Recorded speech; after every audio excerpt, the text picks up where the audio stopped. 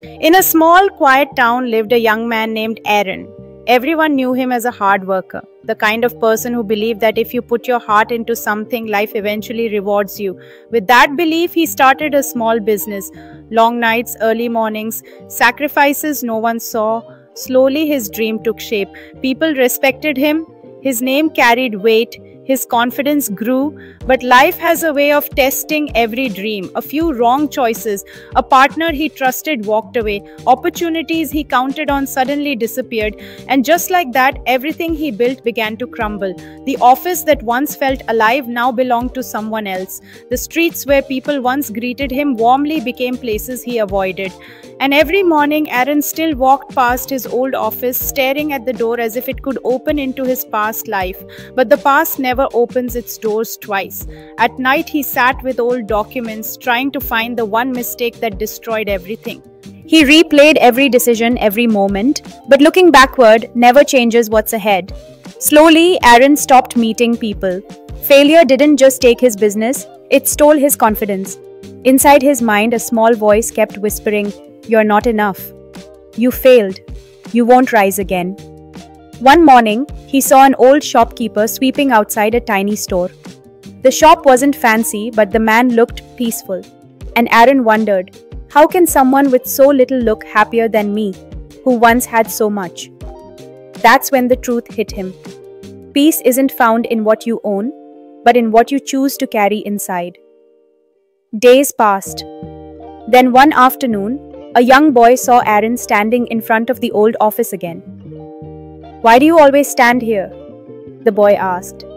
Aaron forced a smile. "This place, it used to be mine." The boy answered simply, "If this place broke you, why do you keep standing in it?" The words cut deep. That night, Aaron admitted something for the first time. "I'm stuck, I'm not moving." And that honesty became his turning point. The next day, he visited an old neighbor, a retired teacher named Mr. Hale. Aaron sat beside him and whispered, "I failed. I keep going back to what I lost." Mr. Hale picked up a glass and dropped it on the ground. It shattered instantly. Then he asked, "If this glass breaks in your hand, will you hold it hoping it fixes itself, or will you let it go before it cuts you even deeper?" Aaron understood. He had been holding broken pieces, hoping they would magically become whole again. The truth was simple. Holding on was hurting him more than losing ever did. The days that followed weren't easy, but they were different. Instead of walking past the old office, he took a new route. Instead of reading old files, he threw them away. Instead of replaying the past, he started writing in a journal. At first, his words were full of pain, anger, fear, regret. But slowly, new thoughts began appearing. "I'm still alive. I still have time. I can build again." He started helping small shopkeepers, mentoring younger men, taking tiny jobs here and there. His pride said, "This is beneath you." But he ignored that voice. Because rebirth often starts in humility, not glory. Months passed. The small tasks rebuilt his discipline.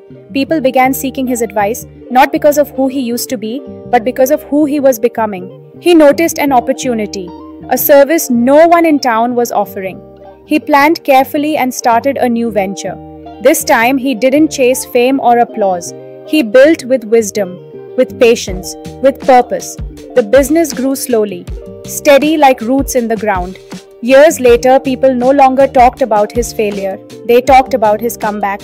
Parents told their children, "Aaron is the man who fell but refused to stay down."